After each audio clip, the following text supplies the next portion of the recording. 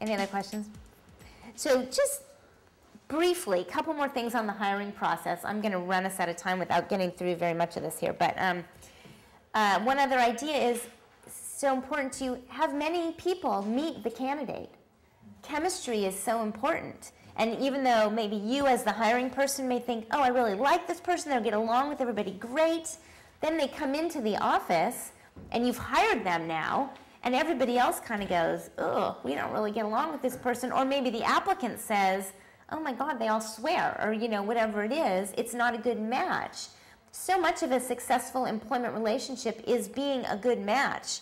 I think that it may not seem common sense, but it's a great idea to have several people meet the applicant and make sure they seem to be a good fit. Okay, I'm going to jump ahead because I want to make sure one of the most important aspects of having employees, even if you think they're not employees because you're a co-op, I still want you to understand a little bit about the wage and hour laws, because this is where a co-op or any other business really gets hung up and gets in trouble with our California employment laws. And the penalties are so stiff and unavoidable if you don't follow the wage and hour laws correctly, that I just want to at least briefly touch on some of the basics. We talked about minimum wage. Every worker, even if you think they're not an employee, make sure your workers are being paid minimum wage. That is a quick and easy thing that's going to get you in trouble. Overtime also. And I know this is a big reason that co-ops want their workers not to be employees, because they don't want to pay overtime because it's expensive. But I'm going to strongly urge you to assume you have to pay overtime. Where overtime kicks in California, we have daily overtime and we have weekly overtime. So we are different than federal law, and we're different than other states.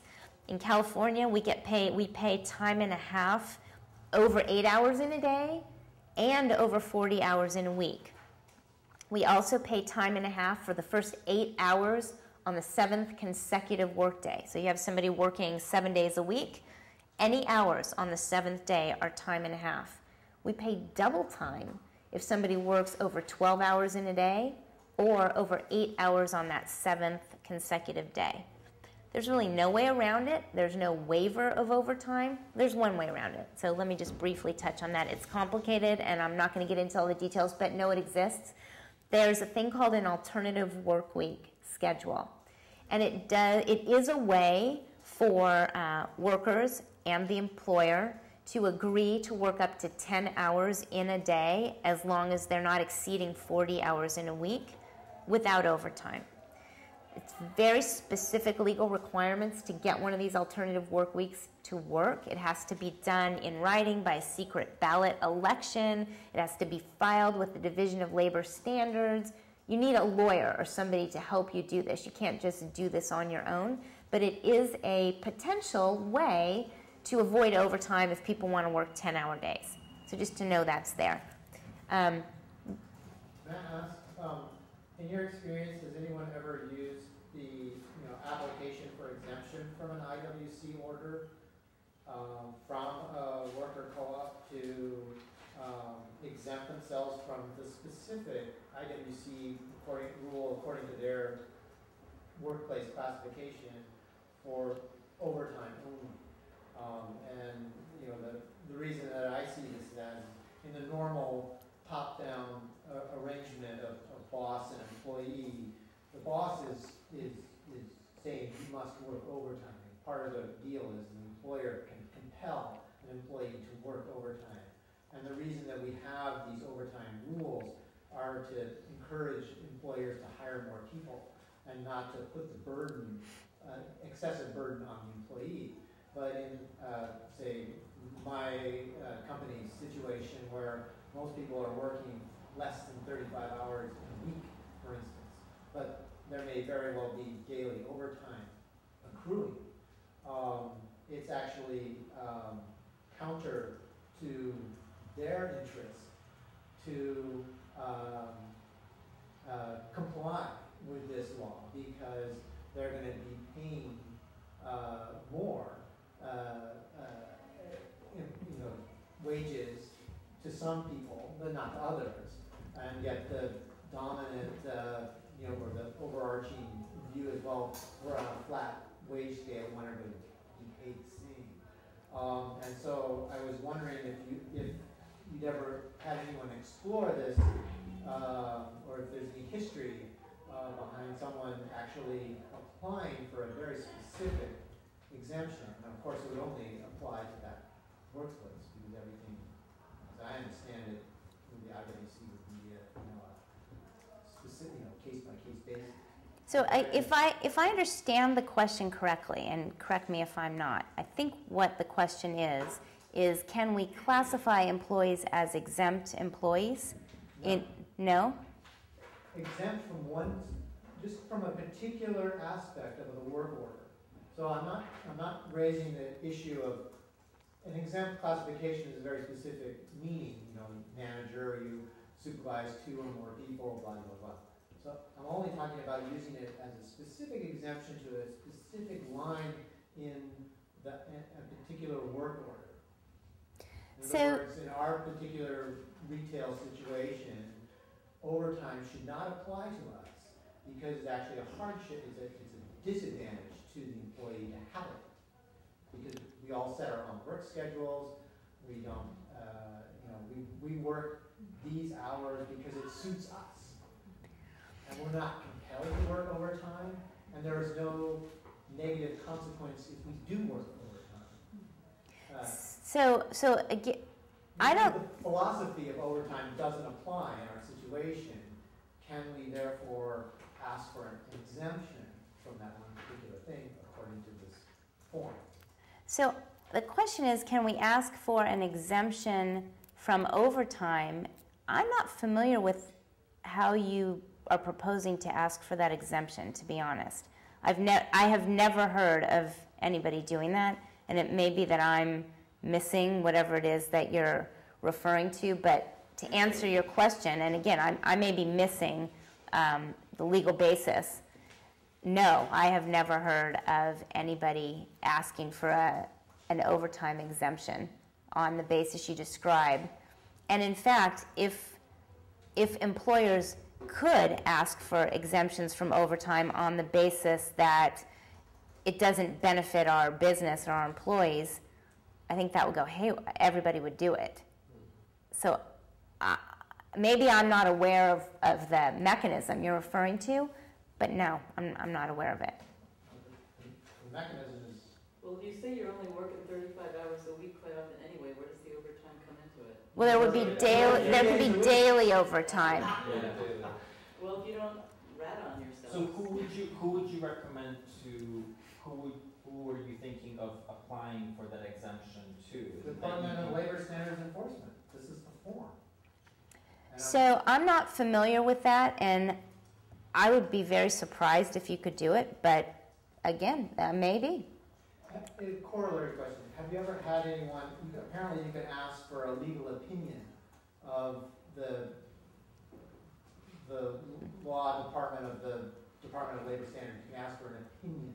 That's right. Have you had any experience with someone asking for an opinion on the applicability of, the reasonableness of overtime rules for worker co-ops?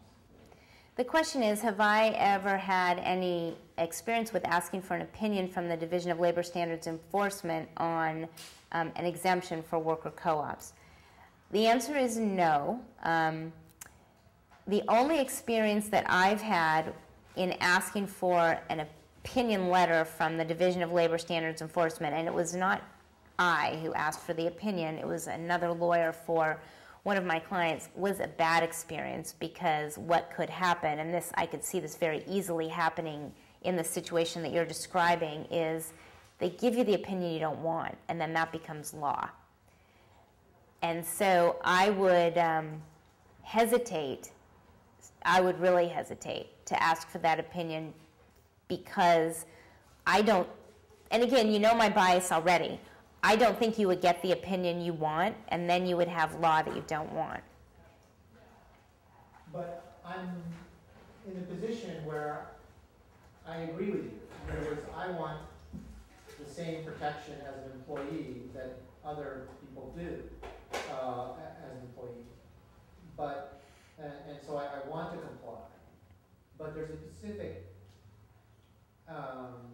code regarding overtime that makes no sense in my workplace's context. And I want to challenge it.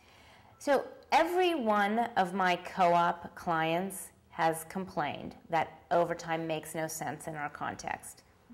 This is the umpteenth time I've heard exactly what you're saying. And I hear you and I get that, but I don't think that you can legally avoid it under our current state of laws. And so, yes, I agree that there may be a way to lobby for change. It's not something I have gotten involved in. This might be something that NoBAWC might want to take on with the legislation that we're writing.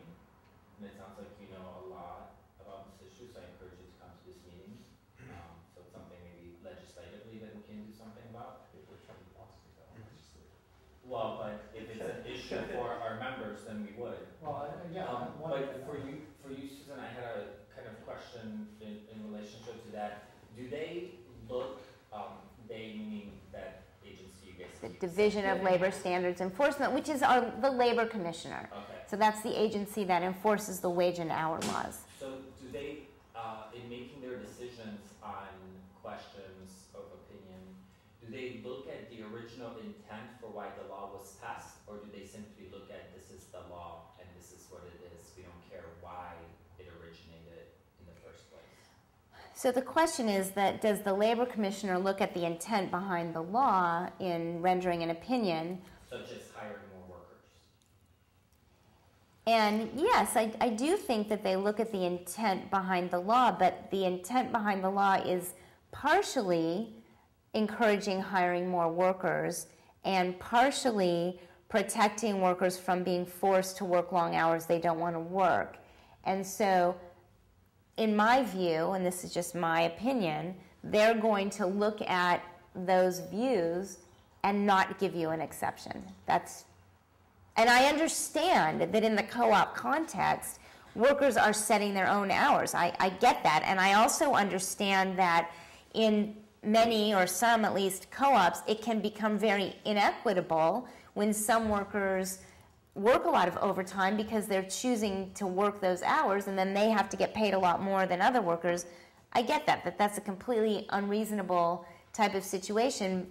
And my advice, and I understand this is not what you want to hear, but my advice to my co-op clients has always been you're much safer instituting some control on overtime hours than not paying the overtime, because that's the way our law works right now. And I'm sorry, another follow-up.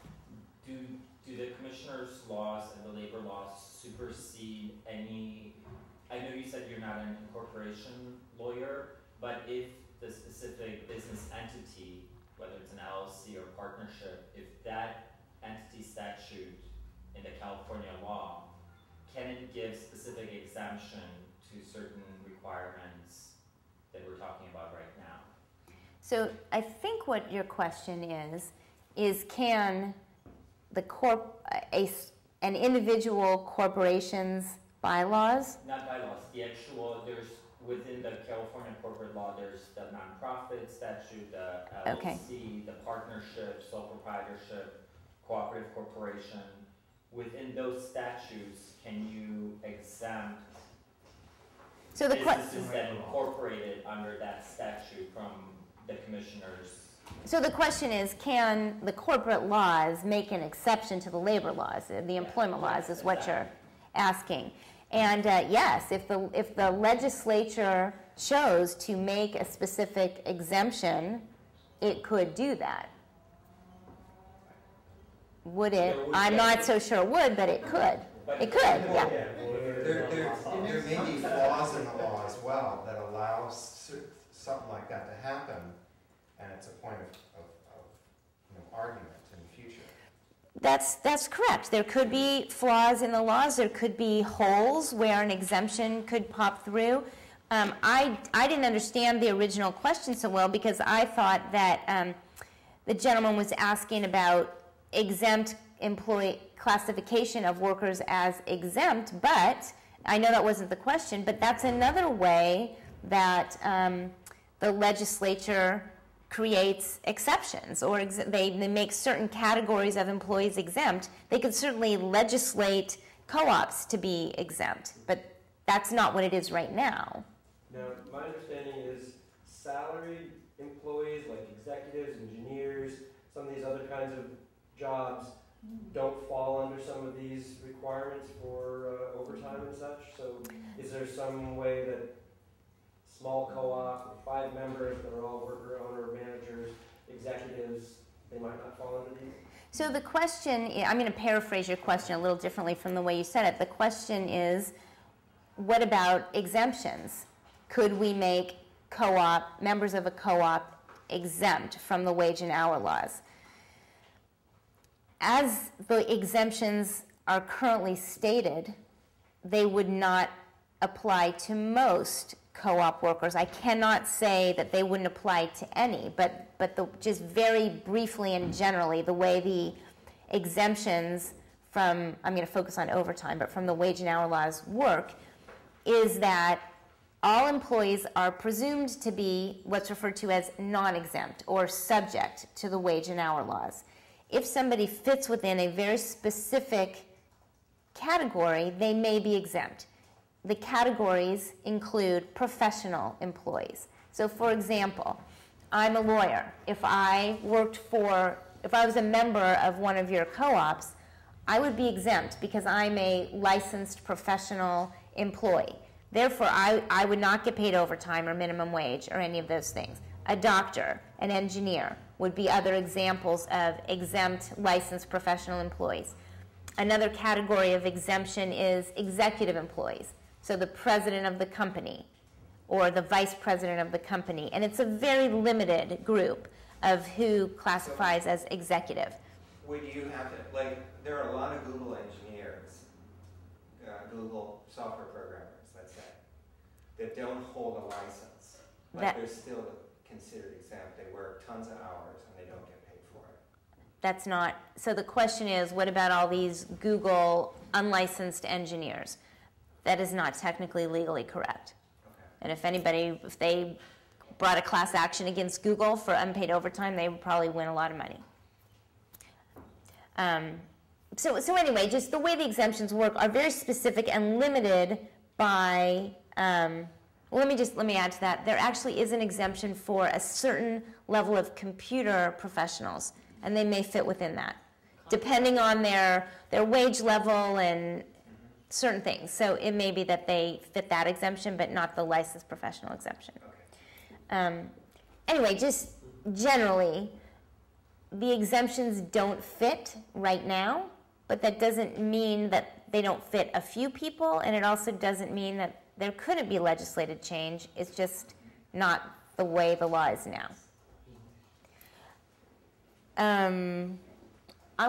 We're really out of time, but let me just give you a couple more wage and hour things because I think they're so important. And then if we have more questions, I could take them. Okay. Itemized pay statements, pay stubs, are very important. Again, it's something that many employers don't think about, but it's a costly penalty for those who don't do it. The maximum penalty is $4,000. It's $100 per pay period, up to $4,000 that a pay stub isn't given. And the pay stub has to include very specific information, which includes, total hours, gross wages, net wages, hourly rate of pay, the employer's address. There's more, that's not all of them, but it's just something to understand. You can't just give an employee a check or cash. It's okay to pay somebody in cash, but again, there still has to be this itemized pay stub that goes with the cash. And again, a costly penalty if it's not done. Payment of wages upon termination is another issue that sometimes slips by. If an employee is terminated, they have to get all their outstanding compensation on the last day of work, including vacation pay, whatever it might be, has to be paid in the final paycheck. If an employee quits, if they've given at least 72 hours notice, same rule. If they quit and don't give any notice, the employer has 72 hours to get that final paycheck.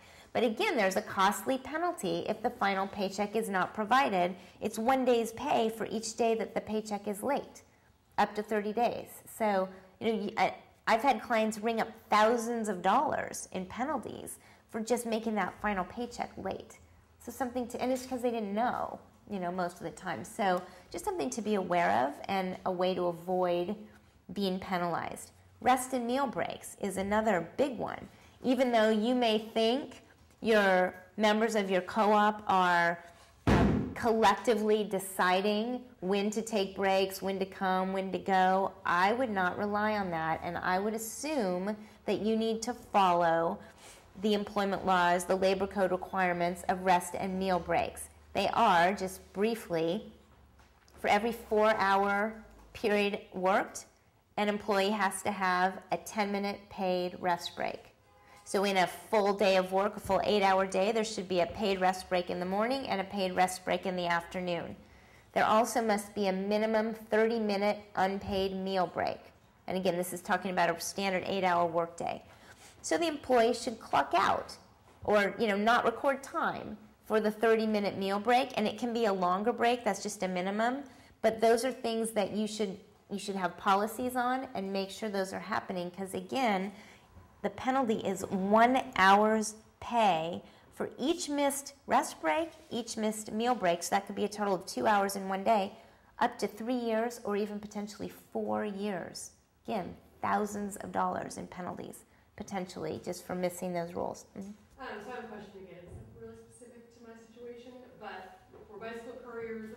We do a lot of work that's on call, so it's really hard actually to know when we might be working and when we might not be working. And I think in general we always get that much break time, but it's really hard to predict when that's actually going to happen. And on top of that, people are often working, they're not in an office, they're like out doing stuff on their own, and they might stop to eat or whatever. But in terms of how we would actually record to show that those breaks were being taken in that really self-managed kind of environment, what would you recommend? So do I need to repeat that, or did you get that? So that's a very good question.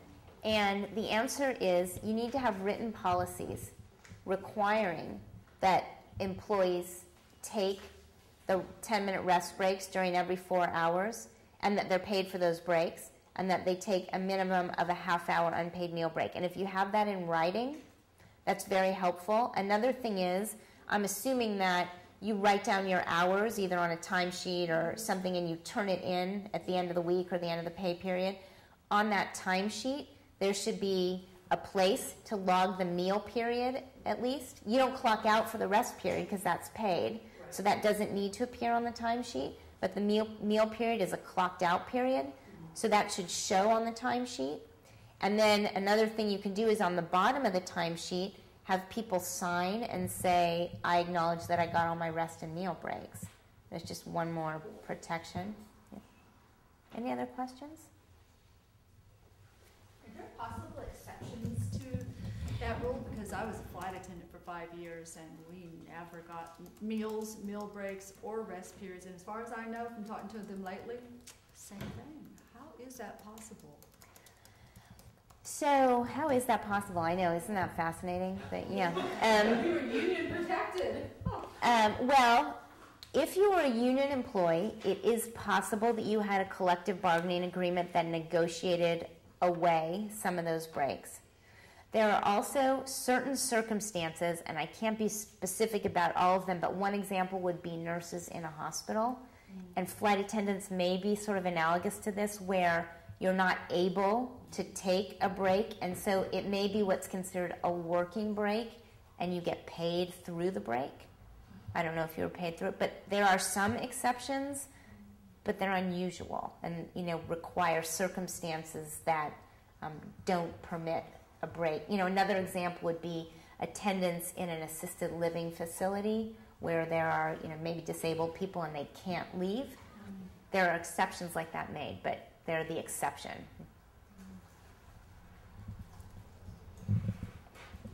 Should we stop? Or there's a lot more material, but it's... We didn't go into that. Okay. All right. Fascinating. Okay. Overtime we talked about.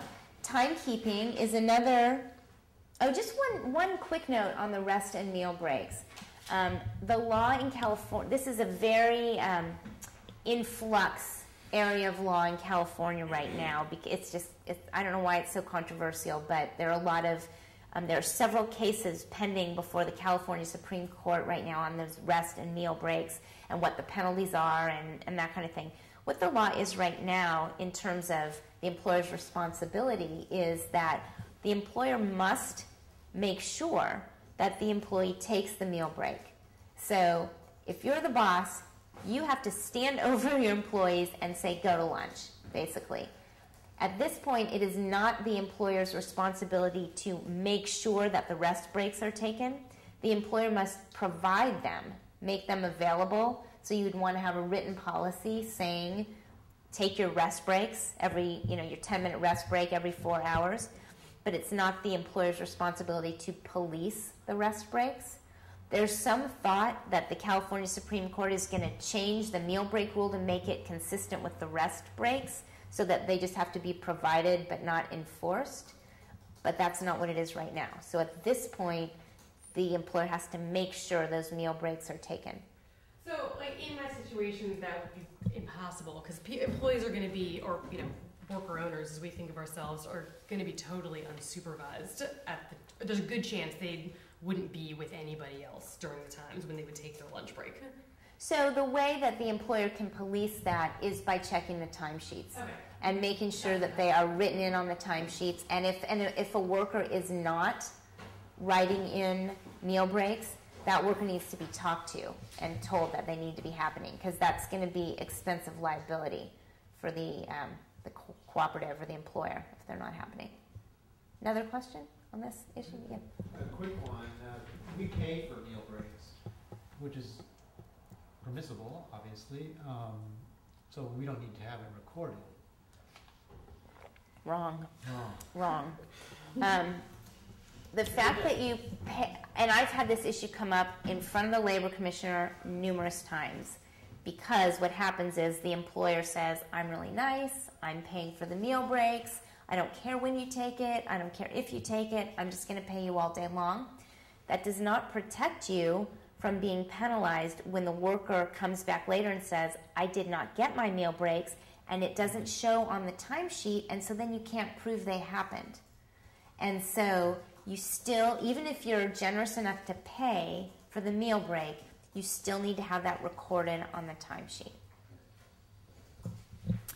And that kind of gets into the final thing I wanted to say about the wage and hour requirements, which is timekeeping requirements. It is legally mandated that employees and employers in California and under federal law as well keep accurate records of hours worked. So as a co-op or an employer, you need to require that your employees either clock in and clock out or fill out timesheets that are complete and correct, including arrival time, departure time. Rest breaks don't need to be included because that's paid time, but meal breaks do need to be included.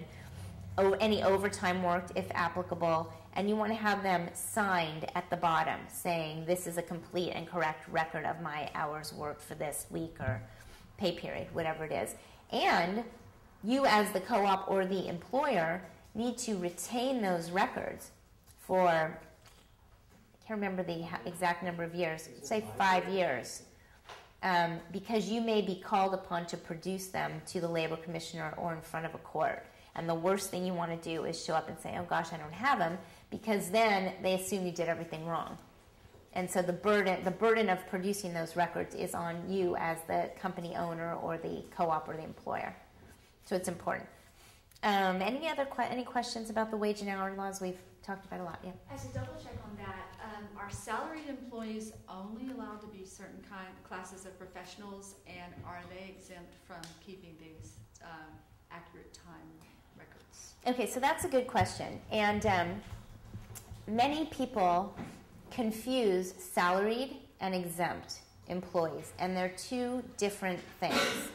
So an exempt employee means they don't have to comply with all the wage and hour rules. They don't get overtime or minimum wage or the rest and meal breaks. Okay, that is different from a salaried employee. In order for an employee to be exempt, they must be paid on a salary. That's one of the criteria to make an employee exempt. But every salaried employee is not necessarily exempt. And that's a very common mistake. And so what often happens is somebody puts an employee or worker on salary and says, well, then I don't have to pay them overtime. That's wrong. And so it's okay. Let's use a receptionist as an example. A receptionist is never going to be an exempt employee. Okay? So a receptionist always needs minimum wage and overtime and rest breaks and meal breaks. Okay? It's okay legally to put your receptionist on salary, but if the receptionist works overtime, you still have to pay them overtime on top of the salary because they are not exempt from overtime. It's a commonly made mistake. I personally think it's generally almost always a bad idea to put a receptionist or that type of employee, a non-exempt employee, on salary because it leads to too much confusion and too many mistakes being made, where overtime isn't paid or where hours aren't recorded because they think, oh, I don't need to record my hours because I'm being paid on salary. No, that's not correct. So, did I answer your question? Is there more to your question than that? So in order to be actually exempt, they need to be paid on a salary, but they have to also meet these other criteria of being professional, for example, or executive, or the other main category of exempt employees is administrative employees, but that's a challenging one to meet. It's not as simple as it sounds. And an exempt administrative employee might be somebody like a very responsible HR person in a company, or an executive assistant to the president of the company, and that would be somebody who has a lot of authority. Your general, let's say, office manager is probably not an exempt administrative employee. So that's a complicated one. So anyway, salary is not what makes the difference. And just my view is, unless they're exempt, it's better to be hourly, not salaried. It's just cleaner. It's easier. So, yeah. Does anybody want to talk about independent contractors at all? Is that an issue for anybody? You know what I want to... go ahead, yeah. Oh, how about giving somebody an employee status, but only having an on-call schedule? Like only calling him 10 hours a week, but still, classify him as an employee and pay all your taxes, workers' comp and the whole thing, but only paying for 10 hours. That person does that person still have to keep the records of all the hours that they work? So that person, what you have there is a part-time employee. And yes, that would be an hourly employee. You need them to keep track of their time, their hours. If they it doesn't sound like they're going to work overtime, but if they happen to, you would pay them overtime. You need to pay them minimum wage. You need to make sure they're taking rest and meal breaks if appropriate. They have to work at least 3.5 hours to be eligible to have to take the rest break, and 5 hours to be required to take the meal break. So if they're only working a couple hours at a time, the breaks requirements may not apply, but you should definitely still have them record their hours, pay them by the hour, do all the other employee things like workers' comp and itemized pay deduction statements and all that. Okay, let's talk just very briefly about before everyone gets too tired and falls asleep on me, is the termination process. Because that's equally important, maybe not quite as important as the hiring process, but also very important, I think, to avoiding problems and avoiding liability as either a co-op or an employer, whatever you end up being. It's hard to terminate an employee, and it's hard to look an employee in the eye and tell them you've done a bad job. It's hard to document employee performance. It's hard to give performance reviews. But something I would urge you, even if you're the most equal-minded, cooperative organization, you still must review your workers' performance. I think it's particularly difficult in a co-op situation, whether you're an employer or truly a co-op and not an employer.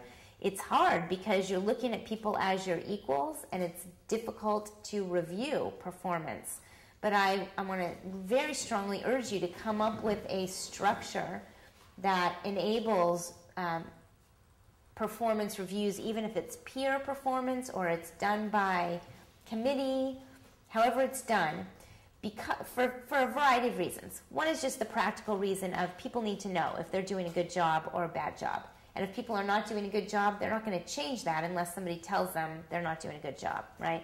As the lawyer, though, of course, I'm looking at the legally defensive reason for doing performance reviews, and that is there are going to be times when you're going to need to terminate somebody's employment for performance reasons.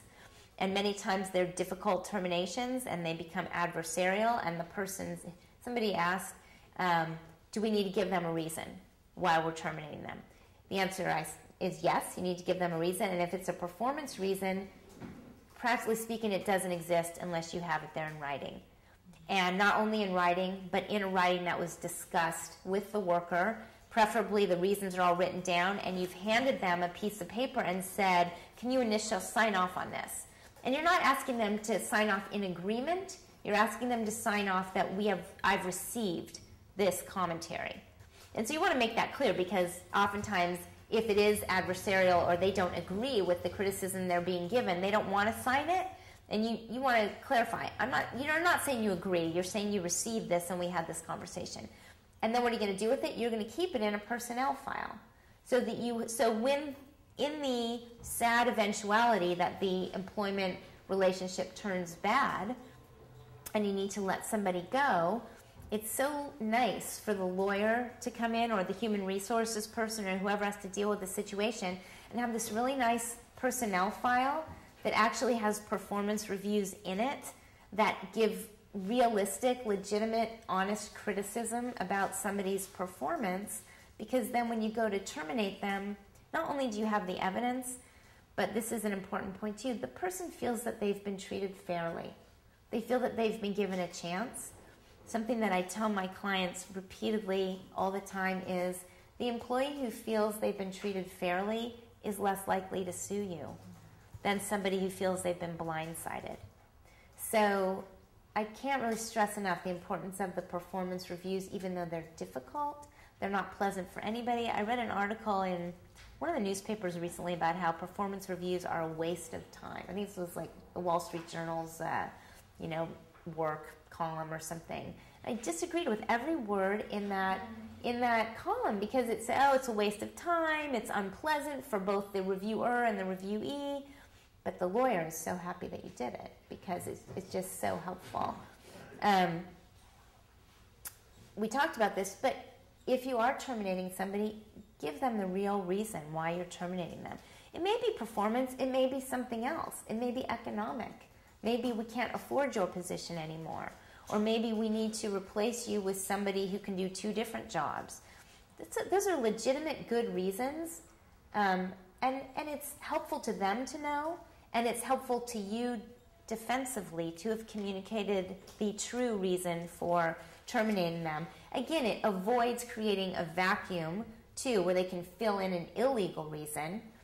And you also, as the employer who may have to answer later to either, let's say, the EEOC in a discrimination claim, or a jury, or whatever forum you may be in, you don't want to have lied about the reason, because then the judge or the jury isn't going to believe a word you say about anything else either. So, again, this is the lawyer's perspective looking at it, but you want to give a reason, and you want to give the true reason, and you want to do it in a respectful and courteous way. In a termination situation, you don't want to argue with an employee. You want to give clear, objective reasons, and you don't want to be wishy-washy. You don't want to leave a door open for them to say, well, no, it wasn't really that. That didn't really happen. You want to say, for example, you're being terminated because you didn't meet your performance goals for 3 months, as an example. That's hard to argue with. It's black and white. It's fact. As opposed to saying, you just really weren't doing a good job. That invites argument. That allows a lot of discussion. I always tell clients, you want to make that termination meeting as brief as you can, 15 minutes max, hopefully 5 minutes. It's easier for everybody. It's cleaner, it doesn't allow argument, and everybody kind of feels better. So don't allow an argument about termination. Be clear, be concise, direct.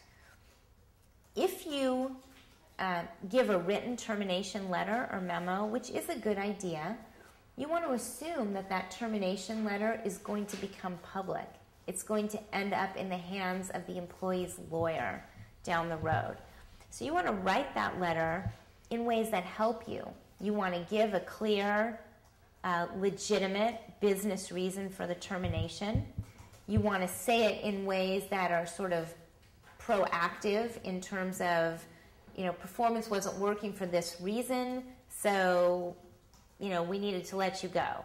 You don't want to allow any opening that it was because they were over 40 or had a medical condition or something like that. So a clear termination letter with the expectation that lots of people other than the employee are going to read that letter. Consider severance pay. Not always a good idea, but if it is a touchy or a difficult or a questionable termination situation, severance pay can buy you peace of mind. You give and this may not go without saying, although I think it should, if you give severance pay, you always give that in exchange for a release of claims.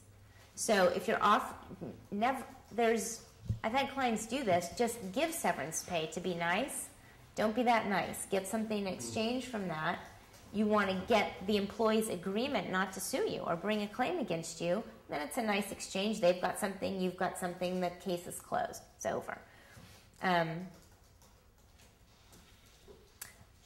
about what I want to say about termination. Does anybody have any questions about that or comments? It doesn't have to be a horrible experience, and if done well, hopefully you can shake hands and move on.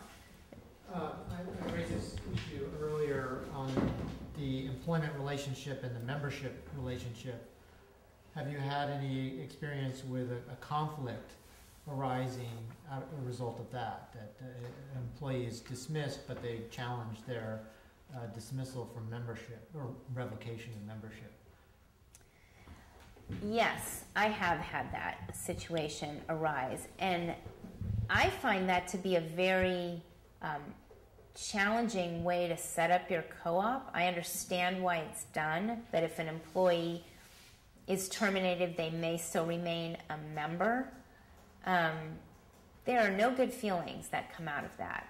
And so what I've seen happen is that the employee would be terminated from employment and then be terminated from the co-op, but it doesn't happen simultaneously. That's what you described, right? Yeah. Yeah. I was just reading our bylaws and I was like, oh my God. And This could be a real awful situation because they're actually seem to be separated. And I have seen that happen, and I personally don't see any reason why you would not want to make termination from employment trigger termination of membership so that they happen simultaneously and avoid that gap problem. Except you have an opportunity to appeal your membership revocation. That, to me, seems to be the problem. Is it that they have the opportunity to appeal the termination of employment? No, membership. I've never heard of that. I've heard of being able to appeal within co-ops your termination, but if you're voted out of the co-op, you can't appeal. Who do you appeal to? You're no longer a member. You only have those rights under bylaws as long as you're a member. And once those rights are revoked from you, which is different than your employment being revoked from you, there's nowhere else to appeal to. Well, I meant that you would appeal A firing. Yes, Right. essentially, because So you're inevitably it would lead to your revocation of membership. So you have to be, our bylaws say we have to give you a hearing before the whole group. We can't just vote, we can't just dismiss you by a vote and say you're fired. What type of co-op do you have? What type? It's a worker-owned co-op. It's a bicycle co-op. Bicycle. Well, so that does make sense to me. That I think what you're saying is that if employment is terminated, there's an appeal process from termination of employment, right? And so that's why termination from the co-op has to wait until the appeal process has played out, if that's going to happen. Is that what you're describing? No, you know, if you started a fight in the store, the group could, by a given vote, terminate your employment. You can't come into the store anymore. But then your question of membership continuance is left hanging. And theoretically, a fired employee who is also a member of the co-op has a right to address the board of directors and to say, I should still be a member. And the grounds for terminating your membership is you're fired. You don't work here anymore. And the person has that opportunity to address the board of directors and say, I should still be a member. Can I comment on that? Please. So the only place I've seen this kind of make sense is in a large co-op where there are multiple departments, for example. And let's say you're in the repair shop versus the sales floor. So if you fire somebody who within your department in the repair shop, but they feel the people in the repair shop did this unfairly, and I want to voice this in front of the full co-op and all members, then it makes sense to me why you would be able to have your employment terminated without your membership terminated. For example, in places like Rainbow where there's 250 members, but each individual department can have anywhere from 5 to 30 members. That kind of makes sense to me. The other reason why, but for small co-ops, I think it might be an issue of you guys need to come to the workshop how to write your bylaws, so which we'll be offering soon enough. Because often these things arise because people use bylaws that were existent for a different co-op, usually a much larger one that was willing to share their bylaws with smaller startups. So they end up with bylaws and clauses within their bylaws that don't make sense for their size and for their structure. So that's one possible reason why it is like it is. The other reason is I think with your membership there are shares and dividends that are tied into that. So even though you're terminated as an employee and you don't want that person walking into the store anymore because they're going to be a liability or for whatever other reason, they still have legal rights to the other contractual part of being a member of the co-op that has dividends and that has shares and whatever else, which if both of them are terminated simultaneously, the liability, the financial hardship on the co-op might be, without terminating them, I'm assuming immediately the co-op has some financial planning time before that membership is But the bylaws could certainly give the co-op the option to buy out immediately upon termination. I mean, this is an issue for how the bylaws are drafted, right? I don't know if you want to comment, but I think that would be a choice the co-op could make in drafting the bylaws to give itself the option to buy out immediately. Like, let's just say there was a very egregious employment situation and they wanted this person out right now and it was terrible and they didn't want him in, they didn't want him part of the co-op anymore. It seems to make sense to allow the co-op to institute that buyout now at their option. Comment? Sorry, I missed that last part because I was shutting down my computer. But. It seems to make sense to me that bylaws would permit the co-op to have the option to buy out immediately upon termination. Most of them do. Yeah, some of them will say in order to be a member you have to actually be an employee. So a lot of them say that like right in the very first clause. Others will say that not being employed is a basis for termination. So you might have that thing about appealing there, but it really doesn't make any difference. It's kind of like wait. Yeah. But yeah, sometimes people, like Casper was saying, some co-ops have like a share structure where you're not just getting patronage dividends, you can get a small dividend on the basis of your capital contributions. So that might be a reason why some people want to keep their memberships in. Susan, thank you so much. This You're was welcome. very